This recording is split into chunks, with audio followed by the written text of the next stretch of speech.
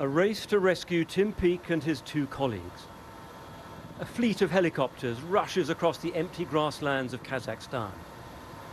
No one knows exactly where and when the spacecraft will land.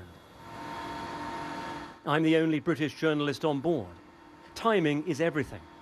And suddenly, the pilots spot something high above us. And there it is, an incredible sight. The giant parachute, it looks tiny from here, just drifting down through the clouds. The three astronauts on board, Tim Peake among them, making their way back down to Earth, and it looks like it's a very safe operation. By now, radio contact is established, but one big challenge remains, the landing itself. Touchdown approaching any second now, I think. There it goes. The rockets went off, breaking the fall. The capsule is down. Minutes later, the whole fleet was on the ground, and the three spacemen started to be pulled out of the capsule. After 6 months, without any feeling of weight, they were too weak to walk. Our first sight of Tim Peake, looking happy. His mission has gone well. Tim, David Shukman, welcome back to Planet Earth.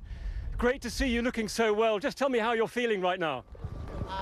Just truly elated. I mean, just the smells of Earth are so strong. Yeah, it's wonderful to be back in fresh air. Lovely. Really good. After half a year without feeling the warmth of summer and still in his spacesuit, he was overheating. He managed a quick word with his wife, Rebecca.